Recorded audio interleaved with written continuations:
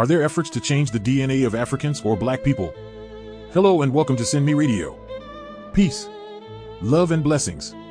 Recently there has been online discussion suggesting the altering of Black DNA. While there is no concrete evidence readily available, we are going to discuss it.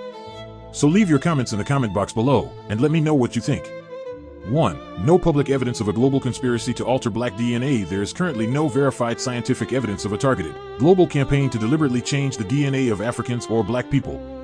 However, concerns stem from 2. Historical context creates justifiable mistrust. Africans and people of African descent have been subjected to unethical medical and scientific practices in the past, including the Tuskegee syphilis study. Black men were left untreated for syphilis without their informed consent. Henrietta Lacks, her cells were used globally in scientific research without her permission or compensation. Colonial medical trials in Africa, unregulated and sometimes harmful experiments were conducted during colonial and post-colonial periods.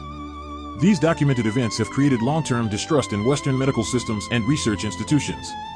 3. DNA collection and biotech research in Africa.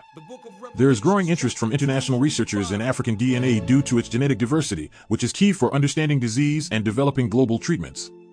African DNA is underrepresented in global genome databases.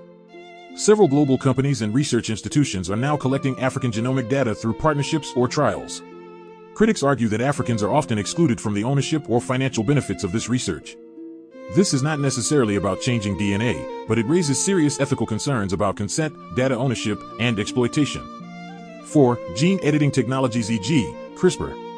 CRISPR is a gene editing tool used to treat or potentially cure genetic diseases like sickle cell anemia.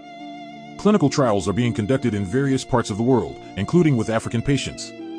These technologies could benefit Africans, but concerns arise when local communities lack decision-making power or when trials are outsourced to areas with less regulatory oversight. Again, there is no evidence that these tools are being used to target Black populations for harm, but ethical safeguards are essential. 5. Vaccine conspiracies and misinformation.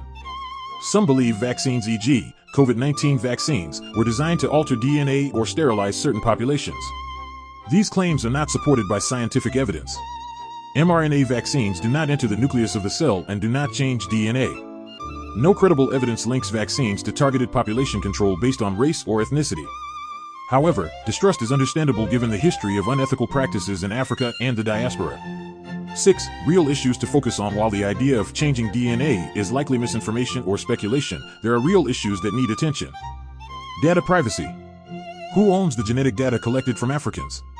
Profit sharing. Are African communities benefiting from research conducted on their DNA? Representation in science. Are Africans leading or being led in this research? These are critical